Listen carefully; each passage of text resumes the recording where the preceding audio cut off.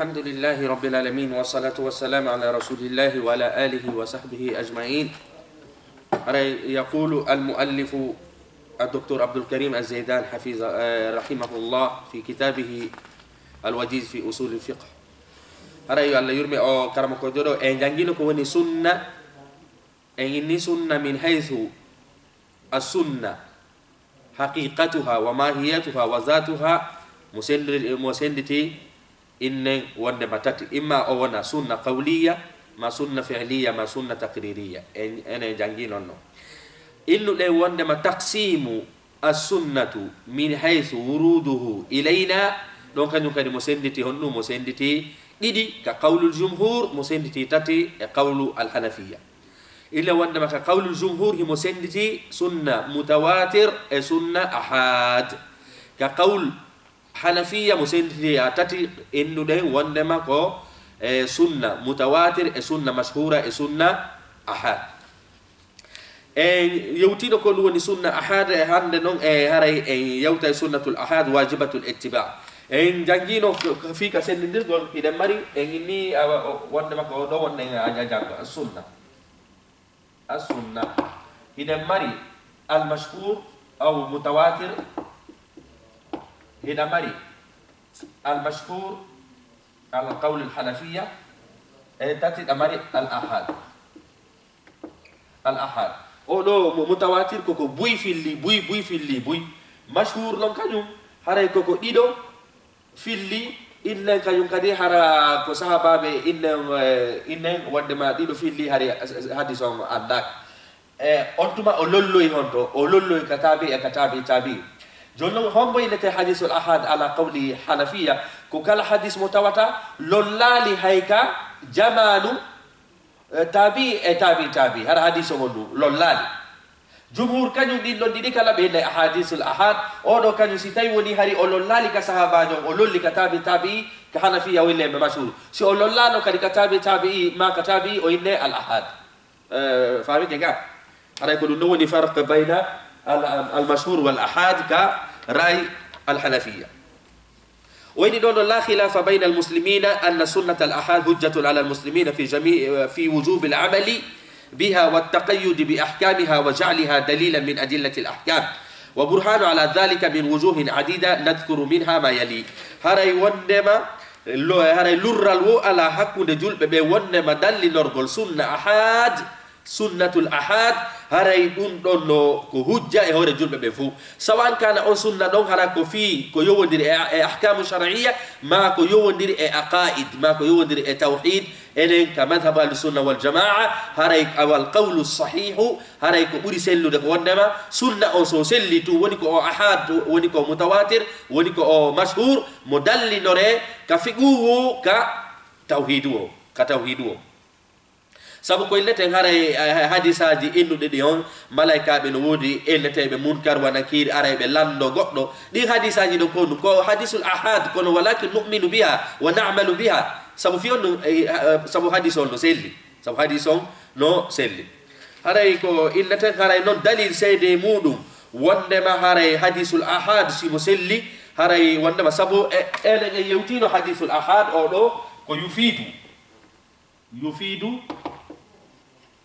الظن الراجح هراي حكم ما كونو كو وندما هراي هيمو باتي كو ويته كو يقين سبو فيو نون كو يسندي دير او كو نته اليقين اكو ويته الظن اكو ويته الشك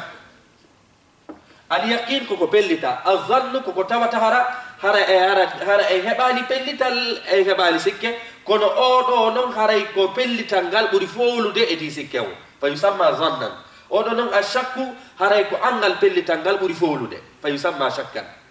même anase faami ɗo haray ko innete hadisul ahad yufidu zannu raje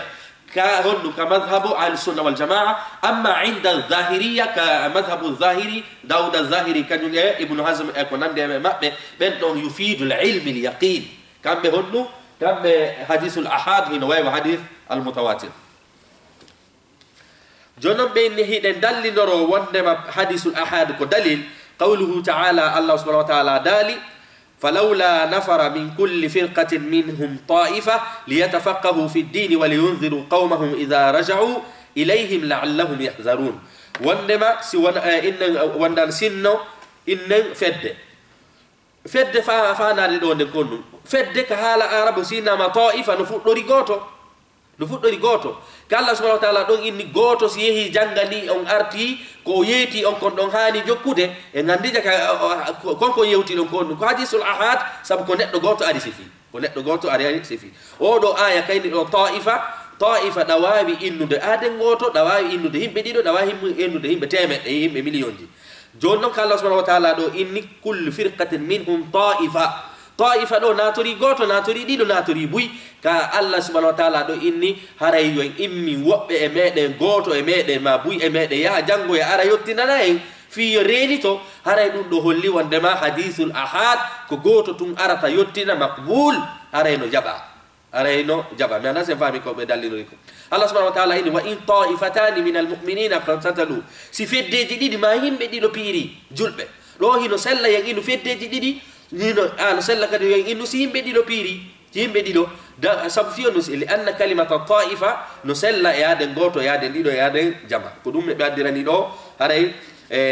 aya wa ta'ifatu fil lugha tutlaqu ala alwahid falawla anna alkhabar alwahid hujjatun fil amali lama kana al-inzaru man yatafaqahu fi din fa'ida sita haray ka aya do ka hala arabu no inne goto honno goto no inne at-ta'if wonde ma si wonano aden goto si ala no hujjanum hanno o do aya ko dum woni ko goto ya hayno janga ara yottina hanno ala no fa'ida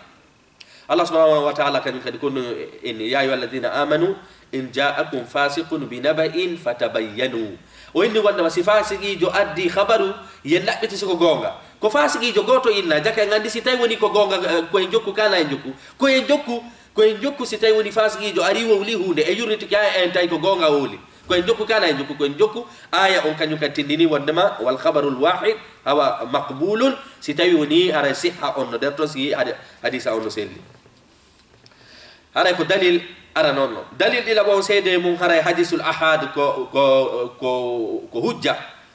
haray tawatar an nabi sallallahu alayhi wa sallam irsala umara'ihi wa qudatihi wa rusulihi wa su'atihi ila al-afaq wa hum ahad wa la yursiluhum illa liqabdi as-sadaqati wa hal al-uhud wa taqririha wa tabligh al-ahkam al-shar'i wa kana sallallahu alayhi wa sallam yulzimu ahla an-nawahi qabula أو قبول قول من يرسلهم إليهم فلو لم يكن خبر الواحد حجة لما أمرهم بذلك نولا صلى الله عليه وسلم حتى تبتي هذه بنولا بebe lamminta be minni wobbe yo yawlamo yo jaego ko be buybe minni ka ko goto on goto ka o yeyi don hare be julbe don no waddi doftagol on don goto ka wadda ino waddi jage ngandi hare nulado immingol mabbe on neddo don hare holli wondema hare hujja on goto al hadisul ahad ko goto tu yawtata hare gonno ko hujja nulado sallallahu alaihi wasallam immini wobbe yaw nyaawa no ya wobbe immini goto yaw nyaawa no ya be do wala nabe fi dina kan si tawi do woni haranum hadis al-ahad la hujjanum nula do ko dente nulayno wana aden goto nula do sallallahu alaihi wasallam immini kadi nulabe yahe yottino non dette di lettere gi do nabanon kisra nabanon laminobe nokkel kari laminobe yaman ben laminobe sham ben noddobe kadina alla ko goto be nuluno si tayno hujjo goto wana no dalil nula do ko dente nulayno nulugol mabbe sahaba jo goto dum don tindini wondema hare al-ahad ko goto tun halta si tayoni ko woni e yewto kono selli hare ko hujja fami ke ko dum addi lonka jonno beyni do hare nula sallallahu alaihi wasallam kanyum kadi hari hibe nula sahaba be goto yo yahu jabo ya zakaton e sare karire si tayno woni hujja goto dum na hujja dum be nula tano goto yo yahan duma zakat gidin ana nokkel kari hare jonnon konnum faala den se nula sallallahu alaihi wasallam ado yo be ferude be nulno sahabajo go fewno be wonno makka be nulno sahabajo no jeya e sahabajo mo be atti nulugol yo yaw madina sayidina mus'ab ibn umayr ko be non atti ferugol ya madina si tayno be non eggi ko ɗum woni ɓe seeni madina ɓe yewti doy eɓe madina ɓen darugol si ɓen jaɓay ko ɗum woni ɗuma jaɓɓagol nulaɗo sallllahu alayhi wa sallam ɓen newnani ɓe on tuma noon seydina musab ibnu umayr yottinani nulaɗo si nulaɗo seeni madina joni si hujja goto num hina num dalil hanno nulaɗo nulatano seydina musab ibnu umayr nulaɗo sallllahu alayhi wa sallam nuli seydina maad ibnu jabal yaman yoɓe yow ɓe ñaawiro dina allah kan e sunna nulaɗon si tawi woni haray ɓe ñaawiroya toon ɗum ɗon kadi koye gonɗum tindini wondema haray hujja goto ko dalil nulaɗo sallllahu alayhi wa sallam kadi nuli seydina maad nulidiɓe e seydina moussa ibnul ashari abi moussa nil ashari ɓe yaadi yaman si tawi no woni kadi habar wahidi hinano hujja nulaɗo ko dente sabaɓe nulayno to wona aɗen goto seydi nulaɗo sallllahu alayhi wa sallam kadi nuli seydina aliya tum yaman si tawi no hujja goto hinano dalil nulaɗo nulatano ɓen ɗo fof ɗum ɗo fof ko dalil hollugol ma wondema laysa haray ɗaɓɓaka yoɓe ɓen ɗuuɗu hay siko goto pet si hadis on tabiti haray ko hujja sawan kana fil ahkami aw fil aqida sawan kana ko ñawoje fiqu ma ko ñawoje tawhid aray ɗum noon ko dalil ɗiɗaɓon noon dalil tataɓon inna al amiya bil ijma mamurun bi tibai al mufti wa tasdiqihi ma annahu rubbama yukhbiru an zannihi فالذي يخبر بالسماع عن النبي صلى الله عليه وسلم الذي لا يشك فيه أولى بالتصديق والقبول والعمل بموجب خبره هري كواتي مؤندا الله كونوا دالي فاسألوا أهل الذكر إن كنتم لا تعلمون هري لندي بأندا بنسي تايو لندي أندو بنسي تايوني ono nganda jono dawawi landade neddo kadina mo anda on o ya o ndara dalil gidin o nyaawa ko o sikki konko gonga kono no hara ko yetima ko bonnu no wawi wonde hara o wopi no wawi wonde hara ko sawaba on o yetima kono an allandi don ko ndu waddima ko jokkugol ko jaabi ma ko jokkugol ko o jaabi ma jage ngandi hara landete on kadina himo wawi faljude kono non dun don tindinali mo anda on si landike o ya jaabi ke mo haray konko on ihtimal wadon der ton innugol wonde ma no gasa mo falja dum don bonni haray nyaaworde mana se fami haray jonnon se newnani mo anda yo jokku andudo fi so on don jaabi ke mo kadina e newni dum ko min babil aula haray no buri moƴƴude ye newnan kala sifido hadisa selludo e nulado haysiko goto enen ko sellugol hadisa on ndarete wona ɗuɗugol ngol e ronkugol ɗuɗugol ngol hara ɗuɗugol e ronkugol ɗuɗugol ngol ɗum ɗon ko andugol to si tawi woni ko mutawatir kako mashhur kako ahad amma min haysu l amal wal imanu bihi haray si ko selluɗo no waɗɗi sawa'an kana fi l ahkami aw fi al aqida naya bundu nun innana ma'muruna bil hukmi bi shahadati ithnayn haray hide yamira ko ɗum woni ñaawirgol seedeɓe ɗiɗo kala ñaawore sa heɓi seedeɓe ɗiɗo ina wawi ñaawde allah ko dali ɗuma washhidu zaway adlin minkum ma anna hadihi shahadata tahtamilu kadib si tawi woni ɗiɗo seedeɓe ɗiɗo ari seeditike hunde hiɗen duwa jaɓude seedeyagal ngal kono est ce que on seedeyagal ngal wawata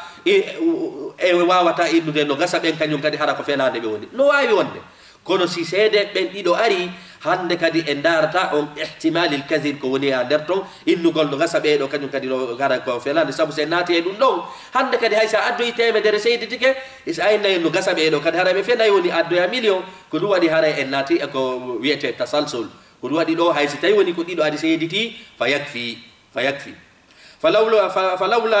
فلو كان العمل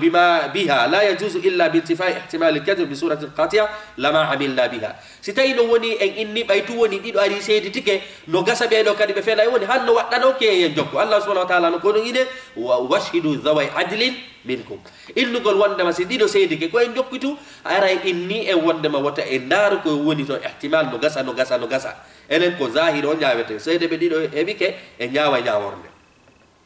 فإذا وجب العمل بالشهادة مع احتمالها الكذب ستبي وني وقتك قول سيدة يا غنغال توتهرا إنه وابي وندركو فينان ندرتو فلا أن يجب العمل برواية الأحاد عن النبي صلى الله عليه وسلم أو لا هاري ستبي وني سريع ونوني سيدي سيدي تك كوين gollitir hay si tawi woni hiɗe sikkiti siko gonga ɓe woni kanko fenande haray ɗum se newni si séré on newni ɗum ɗon haray komin babil awla haray ko ɓuuri moƴƴude koye newnu kadi arɗo yettini hadisaji nulaɗo ɗin sallllahu alayhi wa sallam woni ko goto woni ko ɗiɗo si hadisa on ɗo selli ijma'u saharay jawabun dun dalil sede mudum hara ko wiete kon haray duma wondema duma sunnatul ahad ko hujja an ko fi sunnatul ahad wonde ngay jangude ijma'u sahabati fi hawadith la tuhsa ala qabul khabar al wahid haray sahaba be fu en hebi nokkeli bus kabe jabi honno khabar wahid goto tun ara yetobe be jaba nyaaworde wal amalu bihi be gollitira nyaaworde fa Abu Bakr مثلا سيدنا Abu Bakr أعطى الجدة السدس إن وندما هراي ودوني سيدنا أبو بكر جوني إن وندما باتي غوتو جوني مو كارونو غول جيلو جيغابال سكي سيدنا أبو بكر جوني إن نو جدة جوني مو جيلو السدس دون او حديث إنو دو وندما pati goddo no hani ronude do non sen indi ko pati hikko don wonto tababa wona pati hikko don kadede wonde ngi wolde do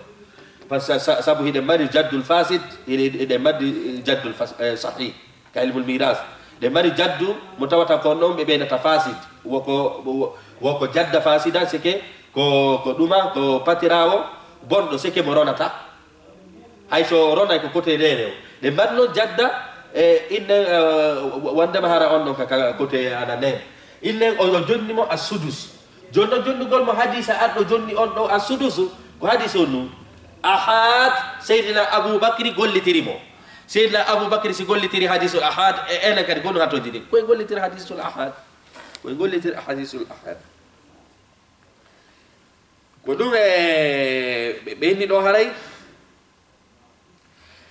فمثلا أبو بكر أعطى الجدة السدس لورود الخبر في ذلك سبب إن هبي حديثا يوتو في وندما نولا صلى الله عليه وسلم يمري ما ودي ينجل بتراوهن السدس وعمر بن الخطاب وورث المرأة من دية زوجها سيدنا عمر كان ينكدي رونيني سناجو ورادو ديامو سكي غدو ورا غدو يوبا diyaw on diyamo be hendoto don Seydina Umar ko dum wadi sendi hangasi se beengu makko hebi ka diya makko beengu makko rondini mo ka diya makko ka diya warado do kanyum kadi ko fiyo no Seydina Umar wadiran dum sabu be hebi hadis be hebi khabar on ko ahad ko goto fillimo e andi ka Seydina Abu Bakr golliri khabarul ahad Seydina Umar golliri khabar ahad li wurudi sunnatu bizalika wa hiya sunnatul ahad dido ko sunnatul ahad وأخذ الجزية من المجوس بسنة الأحاد أيضا سيدنا عمر بن الخطاب دتيكا ديكو ويته هاراي ساغال لكم دتيكو ويته دوتي كون ساغال لكم e jungo hombe المجوس مجوس يانكو بن كومبي نو وني مجوس يانكو بن كو رewbe nagebe sinado alquran an konnu yeti e fi haray ko wiete ko deftugol ajizya ko e jungo ahlul kitab kombe innete ahlul kitab ko al yahudu والنصارى كبنينة أهل الكتاب هذا نو وندما تبتي وندما سنة الأحاد وندما نولد صلى الله عليه وسلم إن وندما أري بدتي ما دم بياميري دتقول إجونغو كبيتكم الجزية كدوية سجل لكم إجونغو المجوس رواي بناجم سيدنا عمر كدوني دتي كبيتكم الجزية كدوني سجل لكم إجونغو المجوس aray non alqur'ana on kanyum ko indi ko ahlul kitab dullo kadi holli wandema sayyidina Umar gollitiri khabar ahad wa hakadha fa'ala sahabatu al-akharuna fima balagatuhum min al-akhbar al-ahad aray ko di kadi sahaba bi hedditi ben kadi fu gollitiri hondum det gollitiri ko biete ko akhbarul ahad ini akhbarul ahad kun kuni elte hadithul ahad ko kala hadisa mutawata hara ko goto fillimo ka sahaba be ben o ari non wandema haray ka tabi'i hara kadi o lollali don hara o lollali don o wonali mashhur o wonali mutawatir ko laylete khabar ahad tabiti non haray sahaba be fo gollitiri ko goto tum arata yetobe wala no hirde do ni Seydina Umar e Seydina Abu Bakri wa as-sahabatul akharun jakale andi al khabarul ahad wana yang indu tunde ko tabintinde ko ahkam inne wandema ala al fiqh aw al ahkam numa ko haraka kanyawo je figa tun tabintinde hay ka tawhid inne wandema hadisaji woldi di wandema azabul qabri no wodi konno ko hadisul ahad hadisaji indu di sirate lumboyte konno illa wonde ma haray sirate no waywa duma boggol mari inne wonde ma wano suudu mari jaajo wal bokkum mari jaajo ko mo dum landi dum non ko hadisul ahad ko mo yete wonde ma golle den pesoyte golle den pesoyte neddo pese ko ahadisul ahad ko ahlus sunna wal jamaa fayakhudunahu fayu'minuna biha fayu'minuna biha be gomdilani hare no mu'tazila kanyu detta ko wiete ahadisul ahad ko du wadi kambe be tabintinali wonde ma golle de ko peso tede be tabintinali wonde ma azabul qabr no wodi mu'tazila kanyu tabintinali sibe fi honno sabu be indi no hadisaji ko ahadisu al ahad jonnon shurutul amali bi sunnatil ahad jaka enen e fotti do ndum hare wonde ma ahlus sunna wal jamaa fo gollitira ahadisu al ahad ko woni wabbe mabbe no wadi sartiji fi jabugol ahadisul ahad min haythu dettugol ma fo no fotti de taybe kono min haythu dawabit wa shurut haray karam ko be go imam malik no wadi sartiji ko honno dettirta ahadisul ahad haray kanyum kadi abu hanifa no mari sartiji ko no dettirta ahad ahmad ibn hanbal kanyum ma e hombo kanyum ma e ko wiete ko imam shafi'i kambe be inni si hadisa no selli sarti hay e fus ala der to fi dettugol ahadisul ahad me andazem fam أري كون تفصيل جانكتلو أجمع المسلمون على أن سنة الأحاد حجة على جميع يلزم اتباعها أري وندما جل بفوتي وندما أري نسي لما جل بينكم فانا قال السنة والجماعة أري بفوتي وندما خبر الأحاد كحجة هور فب نواتي يجوك وأنها من مصادر التشريع أري كدي نجيا مصدروجي نجيا إبيد دينك إلا أنهم سوانا كم به هذا يكون اختلفوا بلوتون ديري في شروط اللازمة لازمة لذلك هذا بلوتون ديري سارتيجي في دتقولم أي بشروط الوجوب العمل بها فيهن في قل ترقولم بفوتي وانما من حيث الجملة هذا حديث الأحاد كله ودتتين قل ترى أما من حيث التفصيل هذا بيبونو ديري تو والاستنباط الأحكام منها بفوتي وانما هذا يكون نياوجي نسوتي أحاديث الأحاد ويمكن رد اختلافهم إلى قولين هري يقولوني هنوا أو هنوا رد دلون دل مبنغال فو أو تتدون فو إندر كونغول دي القول الأول كونغول أرى نونغول إن السنة لوكو هون كونغول أرى نونغول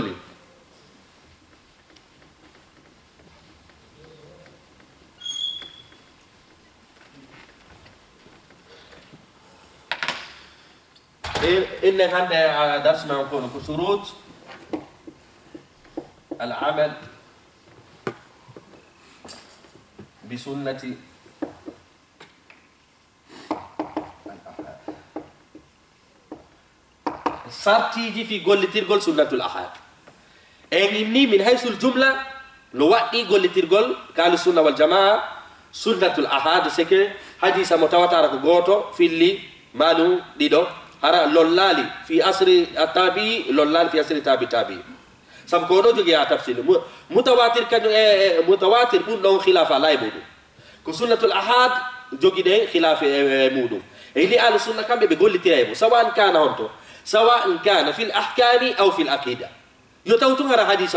هنا نوسلي أنا يقول لي ترى فيه خلافا للمعتزلة جونو هرا يكونو هرا اندر كو أهل السنة إنكم من قول لي ترى منه kono no wodi wabbe jogi be ton tafsir ji sartiji seedaaji fi no be gollitiramo amma min haysul jumla arabe fo be fotti aren do winden do inde wonde ma do ash-shafi'i do go inde wonde ma ahmad ibn hanbal rahimahumullah be do kanyu honno be do en gollitire fes hede mari do aren do malik rahimahullah aren do Abu Hanifa kodi do jangete be do kanyu wadana sarti few kambe sarti mabbe ko sellugo no selli ka sella no selli ide ngani gollitirgol hadisul ahad be do ka maliki ni kanyu no haysi tay woni himo selli so lundike tun himbe madina ben ko andira kon haray kanko mo dettata seki haysi mo selli sabu ko himbe madina ben andira ko dun no way wawnu mutawatir sabu woni nulalo ka wadi don duubi mun sakitori di wadi don duubi buy gollide mabbe sahaba be woni madina do ben do sa addi hadisa tay ben do fo andamo ko antu andi mo Imam Malik ni tata fi on sabu ko himbe Madina ben andira ko no lolli buri ko goto tu arata wawla c'est que Imam Malik kanyum considère amalu ahlul Madina on no gonu no ko mutawatir mo mari darajatul mutawatir no way hadisa mo buy fi li sabu non be ni himbe Madina ben no andi fi dina ka buri hedditi be Abu Hanifa non kanyum kadi inni wo wonde ma mo jabay ahadisu ahad kono ko bi shart harana ko lolli hunde tawata no wadira cende den fop hara ko antu gara fa fillo hadisa fi hadugol den no hunde wano innen bantugol juude sino juulede sika wadugo ruku banta juude ka sujjoygol banta juude o inni wonde ma dum don de tawde julde de nyande no juulede goto tun ara inna nulado hari banta e juude sino yawde ruku sino yawde sujud sahababe be furon ka fillade on hadis o inni mi detata on do fi on sabu on don lundi e hunde de tawata nyande no jokkano tawata ko goto sifoy fi mayre jaga ene ngandi be fu be letta ahadithul ahad illa anna Malik wa Shafi'i no mari ad-dawabit wa shurut li qabuli hadithul ahad fami ke fikra on ka hande kan ko di lotati wonde jangol khilafon ko di jelu ko di tati ere Shafi'i duma Ahmad ibn Fere Malik ibn Fere Abu Hanifa kanyum kadi no Fere وإنه القول الأول إن السنة التي رواها العدل الثقات كلا سنة متواترة في اللي بمبين هذا نندي نماركو إنتي العدل والثقات بهولا بأن توافر في الراوي نتواترة هذا في اللي حديث أن تمني شروط قبول روايته في سرط جابوغول قروني في الله يمكن حسب ما يشترط أصحاب هذا القول حسب بين سرط نايبين قول كونغول على اختلاف فيما بينهم في هذه الشروط واتصال سند الروايه تواتكدر روايه ان كدوني سند ما كونو سلي برسول الله صلى الله عليه وسلم ها هوتويا ان انينو السند كونو هو سلسله الرجال عن فلان عن فلان عن فلان عن فلان تواتدلو فو هذا سلي ففي هذه الحاله يجب العمل بهذه السنه هذا او الحال دون وادي جوكو سنه دو واستنباط الاحكام منها نسلي كدي يلتي سوتو جول جاوجه اون حديث الاحاد وعدها مصدرا للتشريع علي أردن كان يكري حديث كونه مول كونترا موليمورا توتا علي جيادي دين كوية تكون علي كمصدر التشريع وهذا قول الحنابلة والشافعية والظاهرية وبعض الفقهاء من المذاهب الأخرى فاهمين كده كا إمام الشافعي كان أحمد بن حنبل كان بيقولوا بنماني بودي سارتيمو كوي تو هذا حديثهم كوي صحيح الحديث كله إن وندما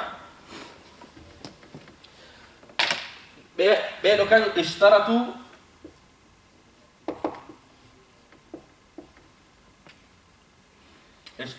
الصحة بينو كانوا لما سارتي ما بيقولوا كوي حديث تاوهنو سيدي جونو كله وني حديث الصحيح جانجيلو كمصطلح حديث كله وني حديث صحيح وحديث متواتر نمري بيجي جوب كو توهرا بودا دي كونديشن في الليدو حديثون كونديشن جديدي سنة دون كونديشن جتاتي كوداني ساتي جتاتي انا نون كو في الليدو وون هونو عدل نون دو عادل كو وون كادو ضابط توتا سو هونجيكي تابي تايفيو عدل ضابط دونك سارتي جومبونو سارتي جي في الليدو جونون هاراي سارتي جي اون كونو كو توكاد اتصال السند donc sarti tata bon ko tawhara filli be fop hay goto yana ka der sanado yani silsilatul rijal an fulan inne wana innugol inne an Shafi'i an Malik an ibn Umar an Umar tawata do jokkodiri non hay goto yana la kulma be fop kadi ko be nondube donc sarti tata bon sarti anaya bon konno hara ala illa qadiha wala illa wara kadi wara wala hara wana shuzuz hara wana shadh الشاذ اولين هو ما خالف هنو هو ما خالف كسيتاي وني ادن لودو لوندي كيونو ادن لودو فيسمى شاذا لا اذا خالف عفوا كونك الشاذ هو اذا خالف الثقه من هو اوثق منه كسيتاي وني هولا دو لوندي كي بوردو مو جوغادي هولاري مي نازم فامي كسيتاي وني كونك حديث الشاذ هو ما خالف الثقة من هو أوثق منه مسكي أنا ينفعكم وني بيدو كان ينكو أكو شرطي حديث صحيح بواد aku duwadi inna wanda masahibul bayquniya kullu inni وإن أولها الصحيح وهو متصل أولها الصحيح وهو متصل إسناده ولم يشذ أو يعل سرت حديث صحيح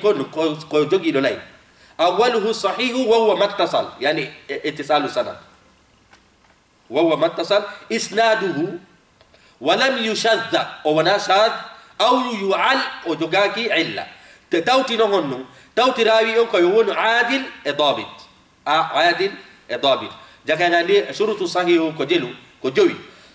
بيدو كان يكون نصرتني حديثون هنا سلي هند كان اندارتا كجو في الليمو كتيم در في الليمو كغوتو في الليمو وإن ونما فاشترطوا الصحة فامي كده يو أرانونكا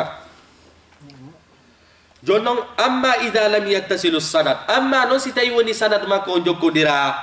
بيلو كان يكون نغني كو سيتاي وني سابو سي سند او جوكو ديرا هند كاري او موينتاكي اونو او بيتاكي حديث صحيح لأن الصحيح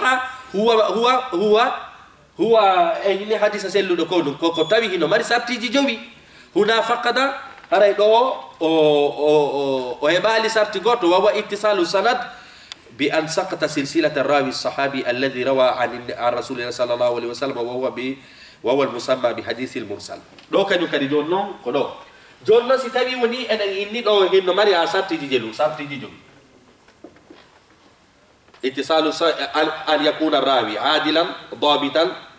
واتصال سند وألا يكون فيه علة ولا شذوذ كل ذلك حديث صحيح جونس دو بفو شافعي كانوا يا ابو حنيفه احمد بن حنبل بفوتي سي او دو تاوي لو ماري كونديسيون دي جوي دي كسبت حديث صحيح اري او دو كون غولي تيرت مطلقا جونس تاوي وني نون هر حديث مو في لا دو حديث الاحاد اون هر سند ماكو اغيني كو نتي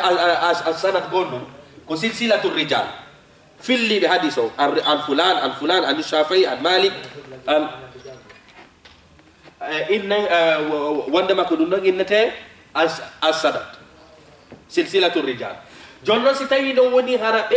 إن وندما هارا حديث كوندو كمرسل حديث المرسل كوندو إنته حديث المرسل كوكالا حديثا متابعي إن ننيرين الله صلى الله عليه وسلم لبهم بصحابة يوم ما الناس يفهم إن wano Malik imam in wano sing inni Malik inni wandema qala Rasulullah imam Malik hi inulano uyali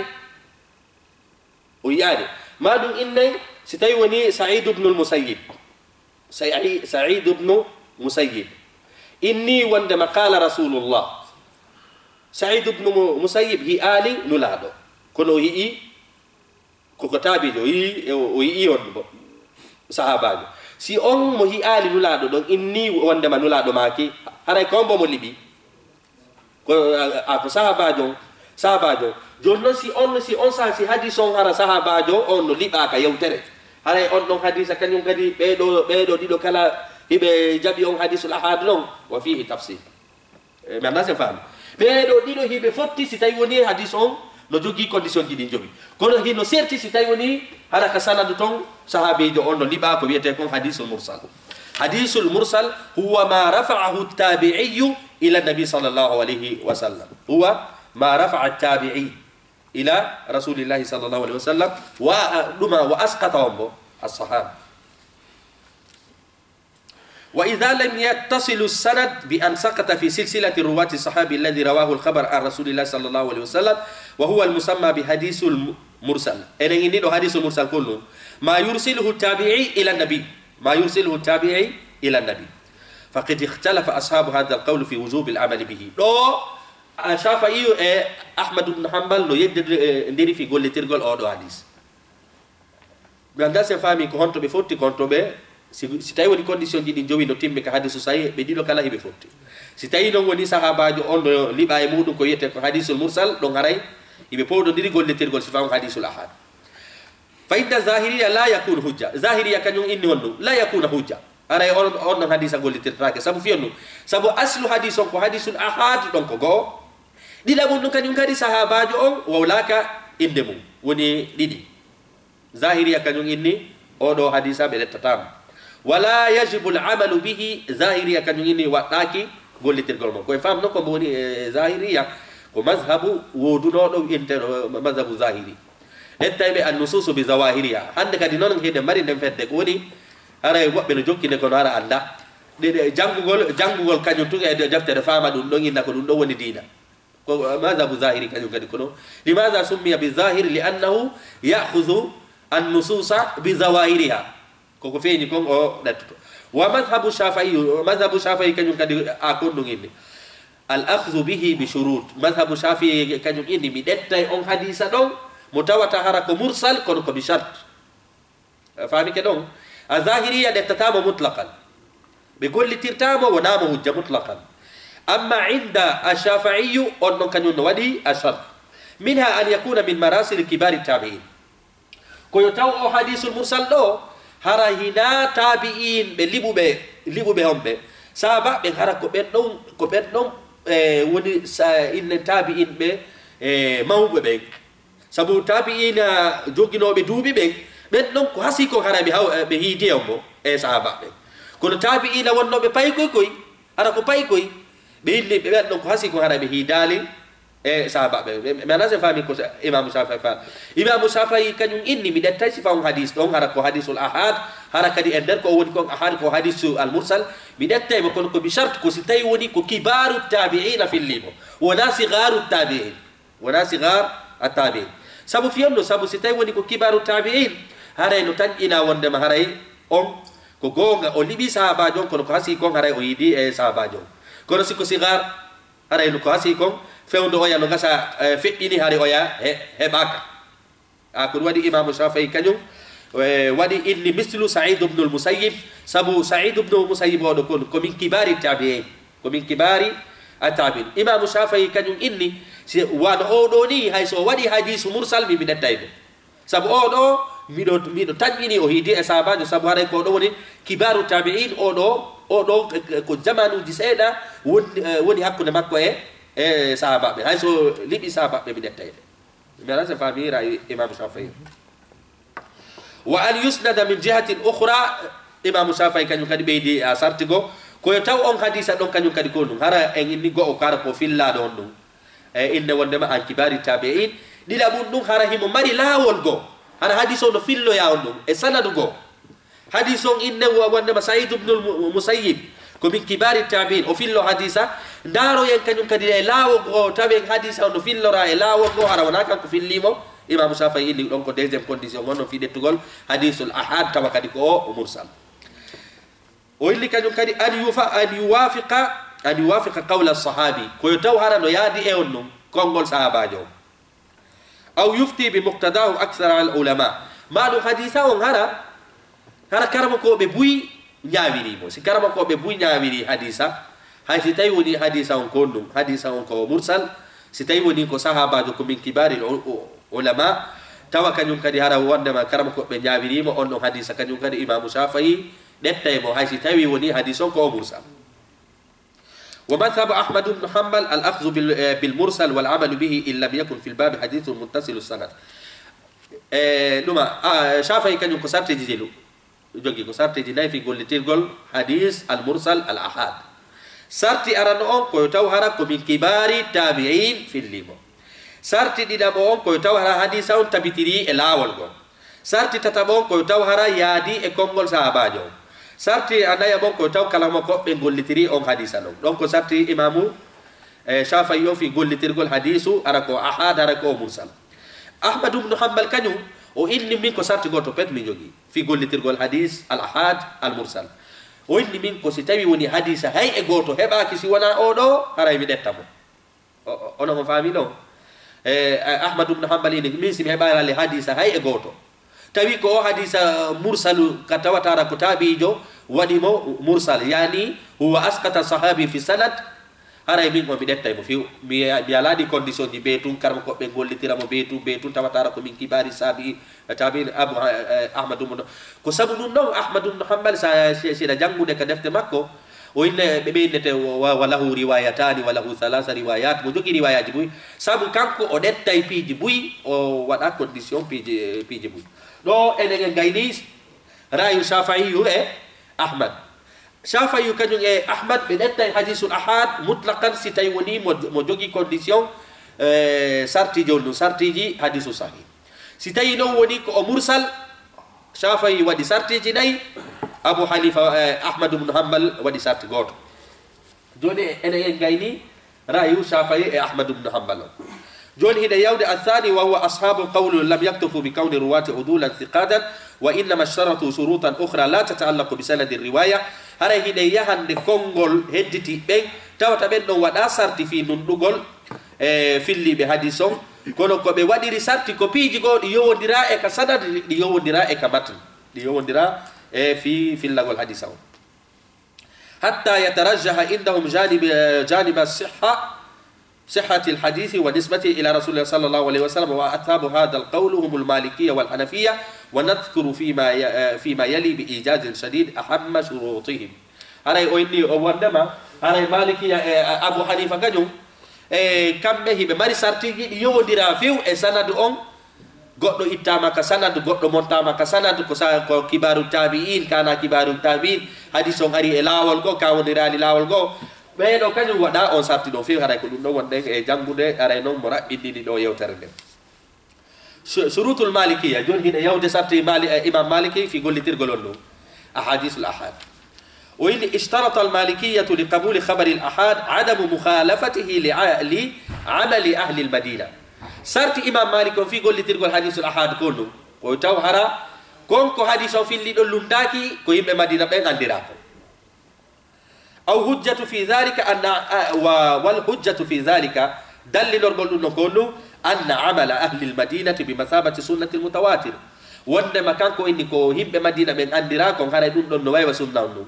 sunna lolludo nde tawde sunna lolludo no hikkina yeso e sunnatul ahad kanko en ko himbe madina be wadata ko hikkinte yeso e hore sunnatul ahad li'annahum warithu al-amala an aslafihim sabu himbe madina be roniri dina kan hondu ma masorobe mabbe be ar rasulillah sallallahu alaihi wasallam ha hewto inula sallallahu alaihi wasallam فكأن عملهم بمنزلة الرواية والسنة المتواترة أري قول لهم بمدينة بين دون هنواي وسنة تبتو لولو والمتواتر يتقدم على الخبر الأحاد وعندما هري كوني حديث لولو أن هيك تيسو هوري حديث الله وعلى هذا الأساس لم يأخذ إمام مالك بحديث كسبب إمام مالك نتالي أو حديث كانولا صلى الله عليه وسلم ما كده المتبايعان بالخيار حتى يتفرقا هري وندما يدير به هري مكلا إما بنواي فيرتو ده فوتم سيدال سايي لا دون سودي دو جوني تانك إلين سيدالي كجودي دلو مي سلافالا مي فيرتي إمام مالك نبي بدأت أو حديث كم بلاندا فيه أو بين سبب هم بمدينة من أندراك أو حديث ألو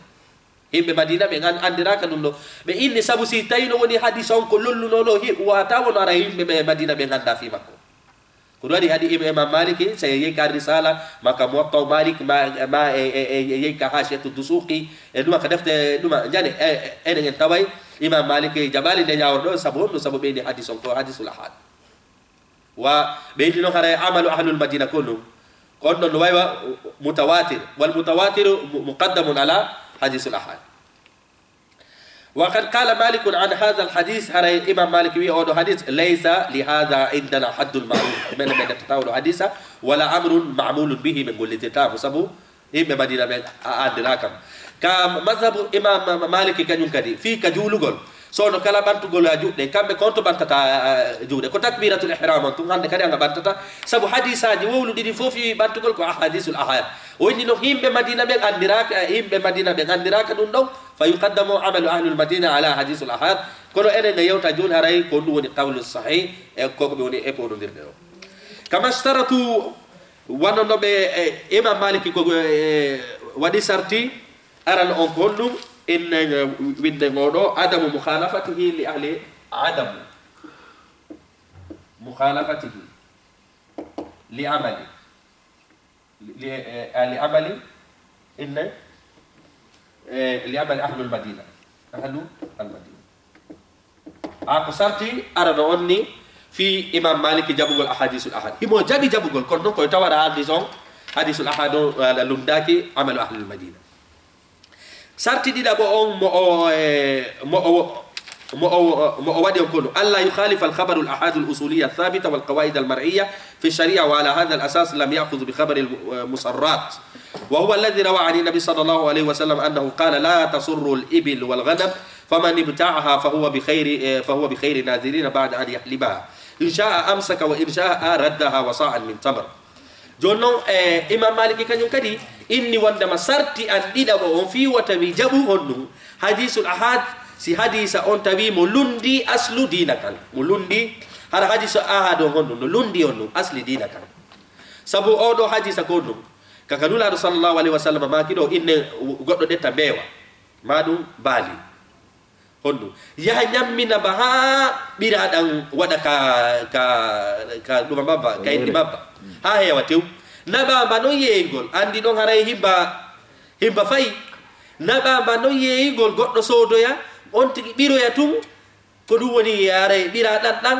mbayaltita no haqiqa babba on jakka ko horimba jakka ko bay hari himba jogi na nyammino himba ha bahari himba jogi bira ba fay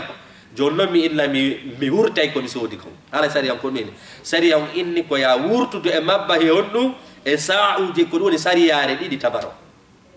jonno ko no biruda ko a ko bira dan imam maliki ni sa yuniti ke kadina atawa sari amen on ko indi sa bonni goddum ko ya yobitu sifa mudum ma yobita qima mum ma yobita togum o do no hadisa ko a ko bira dan mi biri mi yobitiri onnu mi yobitiri tamaro o indi dum do o do hadisa no lundi hala asli dina kan ko do wadi imam maliki jaballo sarti makko dida bon e inni sarti arano wana yo lundo himbe madina be ngandira ko sarti dida bon nayo hadisa on kadi lundo onnu nayo lundo ko andira kon kander dina ko andira ko sa bonni ko ya yobu sifa mudum madum jonna budi qima mudum kono do innugol wonde ma hadisa on sabu odo hadisa filli do mon kono ko goto ko hadisul ahad mo handaka o inni min mi dettirta dum don fi mi bonnetirta asli dina ka fi ko goto tun ari sifi mi anaza fami كلهم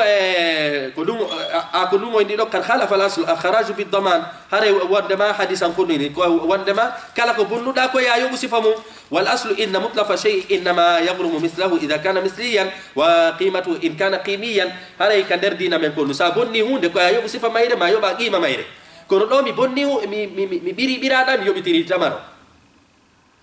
كدوم ابن دو فلا يضمن بإتلاف المثل الجنسي جنسا غيره من طعام أو عروض وكذلك لم يأخذوا بخبر إكفاء القدور التي تبقى من الإبل والغنم قبل القسمة كل ودي إمام مالك كان يكادي جبالي هاي هنو كلا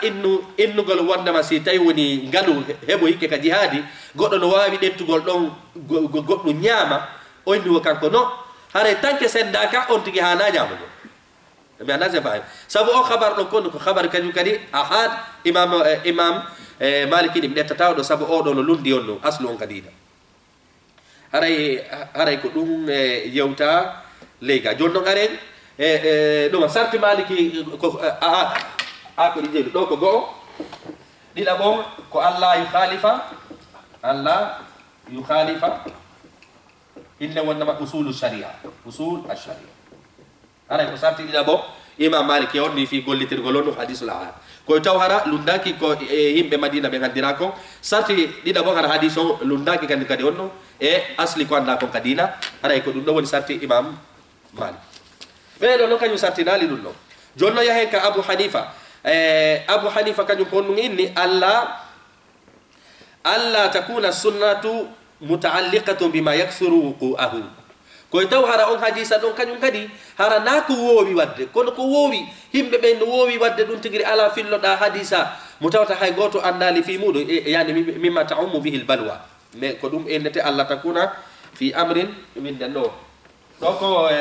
don ka ko sarti jombo ni abu hanifa alla takuna mimma ta'ummu bihi albalwa ako sarti ara nonni ka abu hanifa ko tawara hunde den wona wada ende sabu fi ka abu hanifa ka julugol ka takbiratul ihram tum bantata juude parce que fiino parce que hadisa ji ardi innude din fu si tay woni da yaade ruku ko ya bantu si da yaade sujud ko ya bantu juude o inni ene julugol gol ko laabi jelu julete ko laabi jowi e nder a ñallal ngal joni noon tawa konko juuleteno e sahabaɓe juulutuɓe e nulaɗo ɓe fof ta ko goto arata fillo on hadisa ɗon inna nulaɗo arno ɓanta juude o yini mi ɗettata ɗum noon saabu ɗum ɗo mimma ta ummu bihi balwa ɗum ɗon ko ñande o ñande no waɗede ñande o ñande no waɗede mais mi anda sen faami kanko sarti makko on sarti arano on ako ɗum ko ɗum la takuna sunnatu mutallaqan bima yaksuru fi wuqua li anna ma yakunu kadhalika la budda an yanqula an tariqi tawatur saabu ɗum ɗon no hattodini ara ko fof filli awi shuhra لتوافر الدواء النقل فإن لم ينقل على هذا الوجه ونقل عن طريق الأحاد دل على عدم صحة السنة وإني أود ما ستيوني كوكو إني وند ما كوكو فو جوكو تواتا أن أرى صفة دادون هراي غوتو أندانو دون دون هراي نتدلي هراي أون حديث مادو دادون هراي وناس اللولو ومثال هذا رفع اليدين في صلاة مثال مودو ما تقول جو دين سينو جولو ده كنا دو هنا تكبيرة الإحرام فانا تكبيرة الإحرام فون فوت فإنه جاء عن طريق الأحاد مع عموم الحاجة إليه لتكرر الصلاة في كل يوم فلا يقبل وإني أود ما نتاود نياندو نياندو جولة دتاتا كغوتو بيت أراتا سيفو في بانتو كل جودة كروكو كسجود سوتي دوما مانتيكي هوري دونو كدوادي أبو حنيفة من جابتاو دو حديث سبو أوكو أولي دوكو مما تعم به البلوى هراي دونو حتى جيني يبوي سيفو سيبي جابا حديثو أنا سارتي أبو حنيفة دي لابو كان يكادي الله تكون سنة المخالفة للقياس الصحيح كنت وراء حديث أو لنداك كمية القياس الصحيح دوكو سارتي دي لابو دي الله تخالف القياس إلا دو القياس الصحيح أنا لنداك كمية القياس قياس سلو فاهمي كنو كاريكا ولأصول والقواعد هذا لنداك كديونو lundaki kadi asli dina tan jaka enen andi imam malik kanyum e abu hanifa no fotti ka lundagol dina do kono konto be serti ona ko mimma ta'umu bihi balwa ona ko amalu ahlul madina ko dum be benani do li annahu idha kana kadhalika fala yarwi sunnata bil ma'na la bil lafz wa huwa amru kathir al wuquf fayafutuhu shay'un min ma'ani al hadith wa la yatafattalu lahu wa la budda min ihtiyati bi an la yaqbal al hadith bi an la yuqbal al hadith fi hadhihi al hala idha kana mukhalifan لوصول العامة ومقتضى القياس الصحيح وعلى هذا الأساس لم يأخذوا بحديث المصرح هاي أبو حنيفة كان يكاد جبالي أو حديث سيفي ناسا سودي مبه ومانو بالي تاي مماري مفاي أبرسا بيرو إيبا ها أتوي جاكا جمون جانفي كما كويا هيل تدو مبا نما ساعة من تمر كما فعل إمام مالكي والإمام مالكي وديري لونه هاي هي دواوي أردكا دليل ليلجرو ألا يعمل الراوي بخلاف الحديث الذي رواه لأن عمله يدل على نسخه أو تركه للدليل الآخر أو معناه غير مراد على وجه الذي روى فيه ويمثلون لذلك أبو حنيفة كان يكري سارتي تتبعون كله وإني وندما كويتاو كدار في اللي دو حديثهم أقول لالي كلهم دي حديثهم سبو وان أو حديث له ka inne wandama kanula do makido idha walaqa alkalbu fi ina'i ahadikum faghsiluhu sab'an dahuna biturab kanula do makido ngala raysi bariru yari mirang ye lotu mirang ko labi jeydidi sakkito rundu nga loti ren ko doni mullari o do hadisa filli do hadisa on kanyum ko labi tati wadi kanko o loti labi tati abu hanifa inni min fi yomi jabu hadisul ahad sabu o do hadis ko hadisul ahad o inni ko taw kadi filli do hadisa on hara gollitirani ko lundi hadisa on me ala jafan donc sarti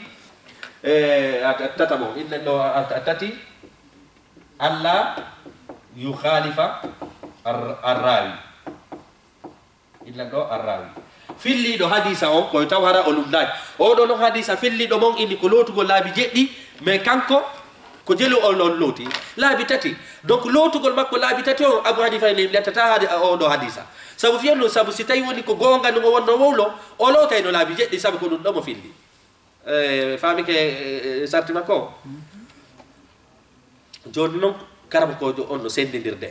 waddi do dalil ji safay kanyum e hambal waddi malik mo kala e sarti jimon ko be do indi kanyum si tawi asino selli kambe be jokkay fi jonno karam ko windudo a defter nde o inni wal qawlu rajih ko buri sellude e koko janguden do fof ma taslimina bi anna al hanafiyya wal malikiyya mashtaratu hadhihi shurut illa liyatma'innu ala sihhati sunnah wa nisbata ila rasulillahi sallallahu alaihi wasallam fa inna qawlahum marjuh hara o inni wonde ma men jebbilanike wondema Abu Hanifa Imam Maliki haray ɓeɗo ko innani mi jaɓata o hadis ɗo so woniri ɗum ɗo so yaada ko Madina wi kon so yaadari tawata hara fof no wowi ɗum ɗon koyne ko mimma tawmo bihil balwa waɗu sartiji o winduɗo deftere nden o inni haray noon ko yewtuɗon kon haray jaɓaka ono Malik kañum e Abu Hanifa sabu ɗi sartiji ɗo fof o ala kaytuɗon ɗi sabu sarti hadisa ko ɗum ko sellugol e angal sellugol kono ennugol ko sarti ko be tawata haraɓe Madina ɓe hino andi ko be tawata ɗum ɗo no ɗumande ko be tawata ɗum ɗo hare kon ɗum hare ono on faala yanñude ko yaaja sabu sariya on ko inni koye jokku sino selli ka sella sino selli hay siko goto si fi koye jaɓu si sella hay si million ji no si fi hadis on kaka poubelle mo fokketeni si hadis on sella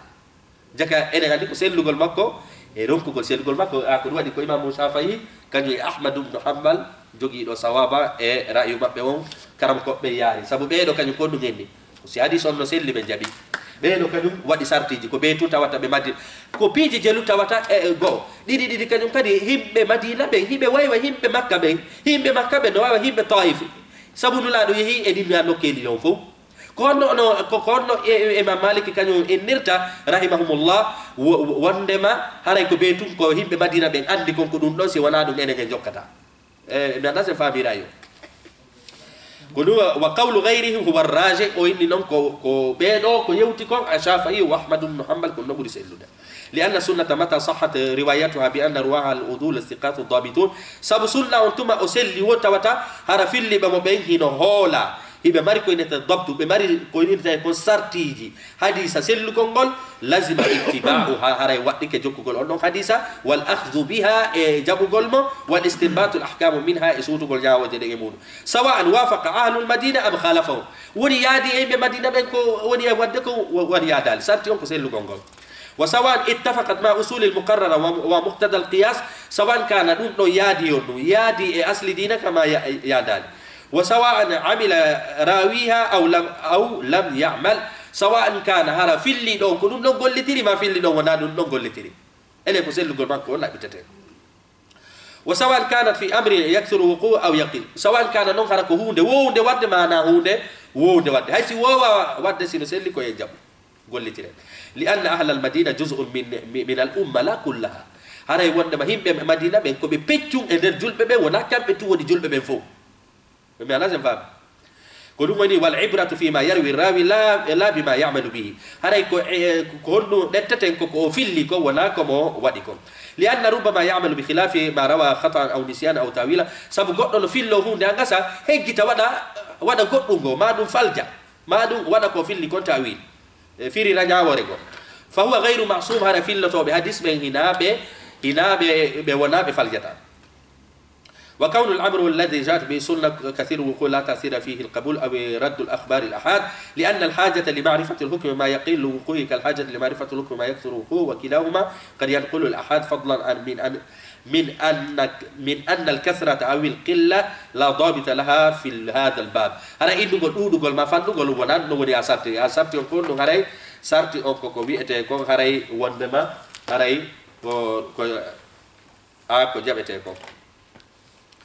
إن النوع وندما كرم كو جون كم جونتي غوغا كو الشافعي وأحمد بن حنبل سبب بينو كان كو سلو غونغول بوالي كونديشن كو نوع بودي سلو ko honto non ana nafitorta dum ko nafitorta ko sida jangude ka defte figu sibe addi mas'ala be ni imam maliki yari go sengodo hanafi yari go sengodo abu inne wondema abu hanifa yari go sengodo odo yari go sengodo weddito ya non a dalle jidi tawata hadison hinno selli ko no be do inni wona be madina be madina be ganda ma weddito yamo abu hanifa kadum inni dum don no duwara bo buyi ko indata la ko jo inno be ben hadisa on ko dabbitata hadisa no selli ka sella simo selli yare waddi ke yen holo mo dokke jonnon joma defterde Sheikh Abdul Karim Az-Zaidan no ruttude non be do hande kadi dalilaji di be dallinori yani Imam Malik e Abu Hanifa himo ruttude be o jonniti be do gonga mo jabade non be da ko dallinori ko وإن أما التشبت بمخالفة سنة أحد للأصول فغير مقنع لأن السنة هي التي تؤصل الأصول فإذا جاءت بحكم يخالف الأصول الثابتة فإنها تعتبر أصلا قائما بنفسه يعمل في دائرته كما في السلم مع أنه بيع معدوم. والاستقراء دل على أن المردود من سنة الأحاديث الصحيحة السند بهجة المخالفة للأصول إنه في الحقيقة موافق للأصول لا مخالف لها.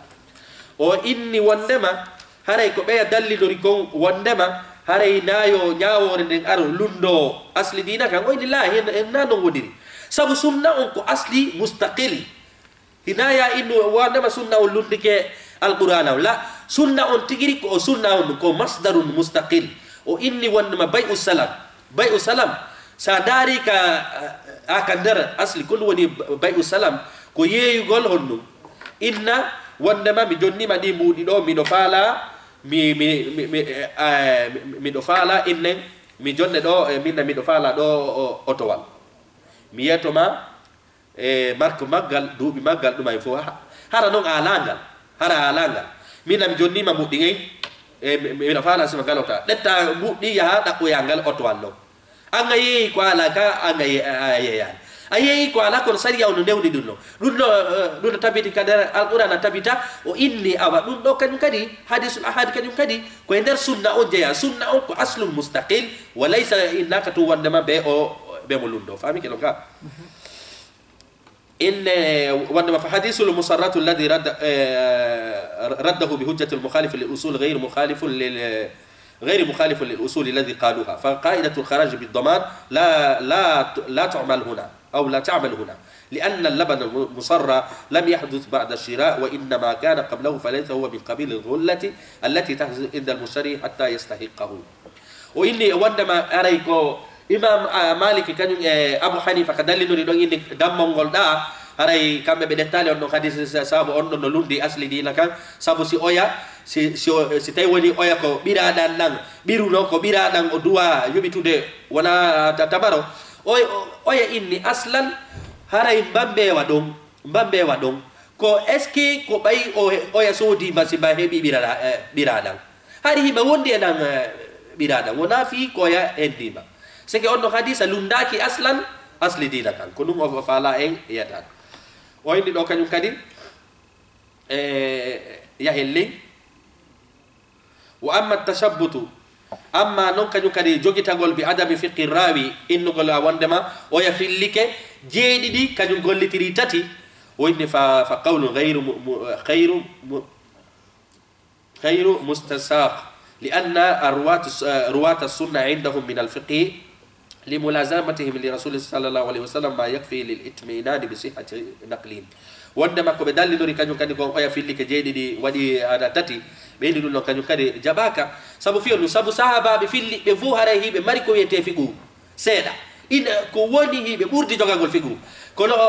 maliki inna wondema abu hanifa ko ni kanyum filli do o filli ke kono ala figu o do karam ko jabi mo indi la ala sahaba jo mala figu ko woni be hibe burdi on dum jogagol figu kono wondugol mabbe e nulado tu sallallahu alaihi wasallam yusamma fiqhan dun non wondugol e nulado tu no tindini fam ولأنهم لم يفوتهم شيء من معناه فضلا من المعرفة بأساليب العربية وبيانها هوري كدي بسبب في اللي بدي هذه ساجفو هي بلنا عرب هي بأندي كان يمكن أساليب العربية هي بفهمي وندما كها العرب من بلاغتها ونحوها وصرفها بأندي وندما غاندي كو يودري العرب وفو بننا سيوني ها بفيلي كأندي كو بفيلي كون تجري بلان. وعلى هذا فقول الجمهور هذا يكون جمهور ويكم إني وندما قول الشافعي وأحمد بن حنبل والظاهرية وهو الراجح كنمور سلد فكل سنة كان سنة صحت سلد بأن رواتها الثقات الضابطون وجب المصير إليها. طيب في اللي بحديث بماري سرت شروط الصحيح سرت دي جوي أن يكون الراوي عادلا ضابطا دونك دي تبعت كان يمكن سند اتصال السند تبعت كان بعدم الشذوذ والعلة سنون لو تيمي على حديث أو جوكته سواء كان كو متواتر أو كو مشهور أو كو أحد. وعدم الالتفات إلى من خالفها هنا يجتو إبل لنديبه فمن خالفها كائنا من كان هاي كلا لندينو ودو لأن الله تعبدنا باتباع سنة نبيه صلى الله عليه وسلم سبحان الله سبحانه وتعالى هاي يميري يجوكو نلا صلى الله عليه وسلم نونو كدينو جاء الدول ولا سبيل للوصول إليها إلا عن طريق الرواد هاي ألالا والكواو هندورا ko gundula do maaki ma ko be wadi ma ko be girriti ma ko wada tawde mabbe ma baaw mabbe be andi be hadali si wona ho e lawolom be fillato be hadis be fa idha thabata indana dabtahum wa adalatahum aw tarajjaha dhalik si tabiti wonde makamen do wonde mabbe do ko nundube hibe mari dabt hadisa on selli kana dalilan ala sihhati nisbatuha li rasulillahi sallallahu alaihi wasallam haray dum do tabiti tu gorgol de yawtere don e dulal sallallahu alaihi wasallam imma an sabil al ilm al qati imma hadisa on ko wonde man hendorde mono lo laadi boy ko do woni ennete hadisu al mutawatir aw zannu raji ma harako hadisa ko gonga hide sikiti ko sikke on no batti on no batti yaqin ara hadisul ahad ko non kanyum